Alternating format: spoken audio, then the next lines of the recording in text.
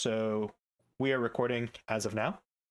But the function that you gave me, um, okay, I'm not going to use the exact specific numbers just for the sake of academic integrity and all that.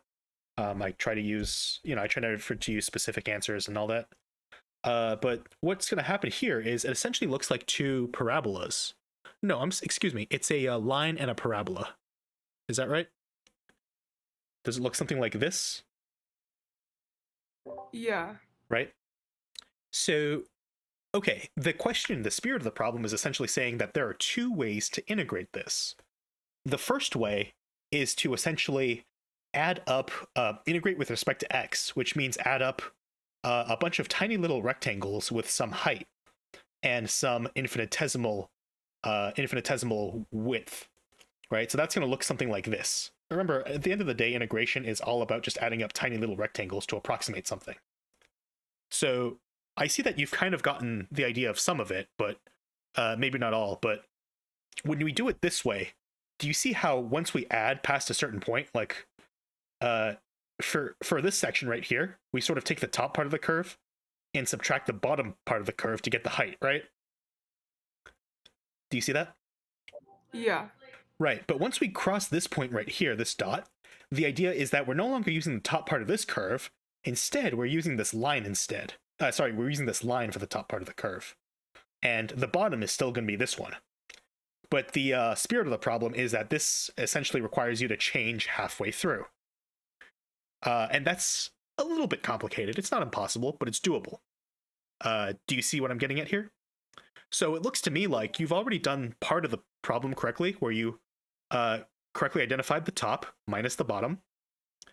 But you need to identify where this change happens, the point of intersection. And you also need to, for the other part of the integral, it's you got to take this thing and subtract this. Do you see? Do you see what I mean? Yeah, I'm following. Okay, that's good. Uh, so I think that covers some of those errors that you made over there, and this is essentially saying splitting this up into one of the integrals. So, and this one is the other integral. Yeah. So this section right here is integral number 1. And this section over here is integral number 2. And you just need to make really sure to get your bounds correct, right? X is going to start right here and go to here for the first integral. Maybe let's call this x0 and let's call this x1. So the bounds for the first one are going to be here to here. And then for the second one, if it goes from x1 to x2, then the bounds are going to look like x1 to x2. Yeah? So make those corrections, and that should take care of the first part of the problem. And then we get to the second part of the problem, which is asking you to do the exact same integral. So you should hopefully get the exact same area, but it's asking you to do it in a slightly different way. It's asking you to do it integrating with horizontal bars with some width instead. Conceptually, do you understand how this is very similar? It's just kind of integrating with respect to y rather than x. Yeah, that makes sense. Right. Well, in the limit, either way should be perfectly fine because the bars get thinner and thinner and become a more and more perfect approximation. So the area should be the same either way. But do you notice what's really nice about integrating with respect to y in the second graph, as opposed to what we were doing previously? Do you notice what's more Um, convenient? mm, Over I'm not here, sure. over here, we had to split it up into two separate integrals. How many integrals do we have to split it up to, or how many integrals do we have to use over here? Oh, is it just one? It is just one. Exactly. And can you explain to me why that is? Just Um, qualitatively. Like, I don't have the best words for it either. But like qualitatively, can you explain what was kind of a quirk of the left-hand side that is no longer an issue on the right-hand side? qualitatively, is it because it doesn't cross the y-axis? I mean, it is, but Yeah, It's all the same set yeah, of numbers. right. Like I kind of stumble on the wording here myself, but the issue is that in the left-hand side, you're sort of the bottom, the floor stayed the same the entire time. It's the same curve, but the top half kind of changed from being this curve to this curve, right? And you had to kind of change the integral correspondingly in order to describe that.